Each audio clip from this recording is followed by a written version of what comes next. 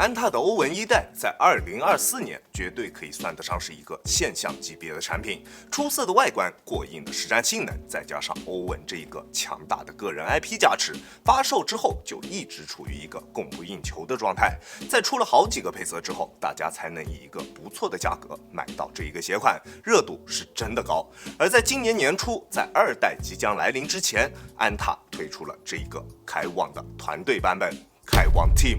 拿到这一双鞋的第一时间我真的非常的失望。这一双鞋除了在大底上用了这个水泥克星 Pro 之外，你在这一双鞋身上找不出任何其他一个能够让人眼前一亮的科技，什么超临界碳板在这一双鞋身上都没有。但是穿上脚之后，它还是挺令我意外的。虽然没有任何的科技，但是整体的实战体验却非常的出色，甚至会比开旺更加优秀。在重量方面，就比开旺更加的轻质，单只40码的重量在365克左右，更加符合现代后卫鞋的一个重量表现。而在实战方面，我们还是老样子先来看看它的实战基础3要素，看看这一双鞋的实战下限究竟能到一个怎样的水平。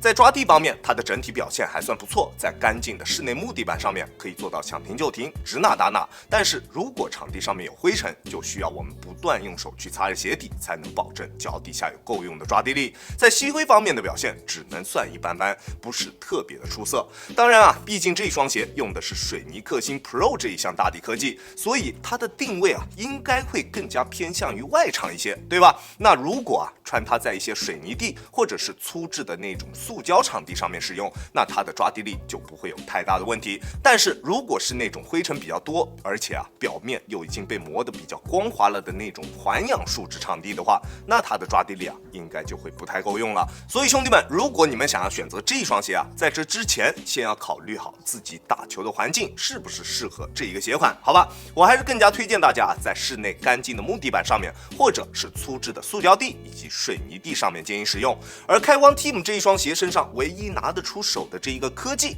就是它的大底橡胶，这个名字叫做水泥克星 Pro 的大底橡胶。水泥克星已经好久不见了，在去年的狂潮锋芒这些鞋款上都没有见到水泥克星的身影，没想到再见的时候，它已经升级成了 Pro 版本。大底的橡胶硬度确实会比之前的水泥克星要更高一些，毕竟最近几年用在我们篮球鞋身上的水泥克星在耐磨方面的表现其实算不上特别出色，而这一次的水泥克星 Pro 它的硬度能够达到70以上，硬度确实非常高，再加上它在中间位置处这些纹路不仅有着出色的粗度，还有着不错的深度，要拿来进行外场的实战完全没有任何问题。但是大家也可以看到，它在前掌内侧这一个位置处的纹路非常的细，仅仅是我这一段时间的室内木地板上面穿着下来，它前掌内侧这些细小的纹路已经出现了非常明显的磨损痕迹。前掌中间这一块区域确实非常耐磨，但是其他位置，不管是前掌的内侧这些细小的纹路，还是后掌的这些纹路，都不会特别的耐磨。所以它的大底我觉得会稍微有那么一点点尴尬。打水泥地它好像不够耐磨；打室内好像要有比较好的那种场地条件才 OK。确实还是挺难搞的。在抗扭方面，它的表现可以说是恰到好处。虽然中底并没有使用碳板，但是大面积的 TPU 片很好的起到了抗扭的作用。在实战的过程中，不管是做一些大幅度变向，还是对抗蹬地，它的鞋身姿态都能保持得非常不错，不会出现夸张的形变。而且因为它中底的板材并没有延伸至前掌，所以完全不会影响到前掌的弯折。不管是在变向还是跑动时，前掌的弯折都非常的轻松，即使是在出上脚的时候，也不会有板脚的情况出现。而且在变向的时候，球鞋也不会有太大的阻力，前掌的整一个灵活度是非常棒的，变向档也可以放心的去选择它。这就是一双刚性够用，并且有着合适自然弯折点以及易于弯折的一双篮球鞋，各方面都算是恰到好处。而在稳定性方面，这一次的开旺 Team 并没有使用特别夸张的那种弧形大底，整一个大底还算是比较平整的，而且中底的重心也比较低，大底的面积也十分的宽大，在稳定性方面完全没有任何问题，在实战的时候脚底下非常安心，完全不会有不稳定的感觉。OK， 在实战基础3要素方面，它的表现真的非常不错，不管是抓地、抗扭还是稳定性都有着出色的表现，这就足以证明了这双鞋绝对是可以用来进行高强度实战的，实战的下限也同样是比较高的。担心它会不会有强度方面不够用啊，不能用来打高强度的兄弟们，完全可以放心，好吧？而这一双鞋的风格化处理，我觉得它做的并没有特别的出色，但是作为一双欧文系列的团队鞋款，倒也确实没有什么问题。在脚型适配方面，这一双K1 Team 的鞋楦宽度还算比较适中，对于脚型的包容度还是比较广的。不过如果你的脚比较宽，那我还是建议你可能还是要去线下试一试，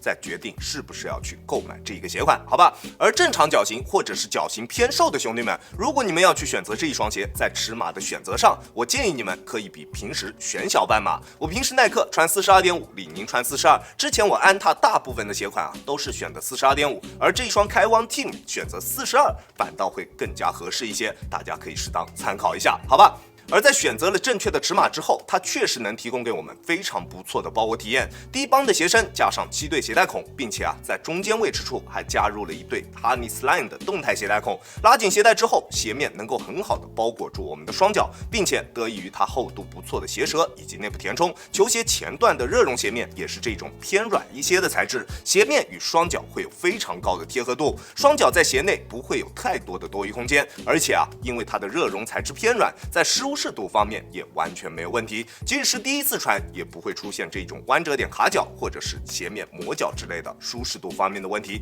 真的特别棒，非常的舒适。出色的舒适度，优秀的包裹，还有着拔群的动态锁定，在变向或者是侧向蹬地的时候，双脚在鞋内完全不会出现位移，在急停急起的时候也完全不会出现顶脚趾或者是掉跟的情况。而且球鞋侧面的中底橡胶上翻以及 TPU 材料补强，也很好的增强了它的侧向支撑，不管做什么动作，鞋面都可以很好的兜住我们的双脚，整一个鞋面的表现是完全挑不出任何问题的，即使是透气性也绝对 OK。球鞋中间位置处这一些网眼材质特别的透气，透气性非常强，即使夏天穿应该也没有任何的问题，整一个鞋面的表现真的非常棒，非常棒。而在中底的处理方面，它也依旧保持了这样一种无功无过的一个态势。全掌的 A Flash Edge 加上一片厚度不错的 Oxalate 鞋垫，在兼顾脚感的同时，还能保证一定的缓震。不过对于体重偏大的球员来说，它的缓震一定是不太够用的。我180斤的体重，在单纯使用脚后跟着地的时候，震脚的感觉还是会非常明显的。如果你对于缓震有一定的要求，那这一双鞋一定不会是你想要的那一双，它还是更加适合体重在150斤以下的球员去进行选择，好吧？而它中底的全掌 EVA 调教偏韧，并且重心也比较低，场地感以及反应性都非常的出色。在发力蹬地的时候，脚底下的感觉非常的直接，完全不会有任何泄力的感觉出现，并且因为它的前掌也比较容易进行弯折，所以不管是追求第一步爆发突破的球员，还是变向比较多用节奏感去进行突破的球员，都可以去选择它。与此同时它还有着出色的中底过渡，不管是在正常的跑动还是在蓄力起跳的时候，它的整一个中底的过渡都非常的丝滑，不会有任何一丝脱节的感觉。即使跑跳型的球员选择这一双鞋也完全没有任何问题。这一双鞋其实在各个方面都没有特别出色的表现，但是它也确实在各个方面都给我们做到了够用，这一点是非常不容易的。它的整一个表现非常符合它团队鞋的设定，不管你什么打法，不管你打什么位置，当然它还是更加适合一些1到3号位的球员去进行选择。内线的球员的话，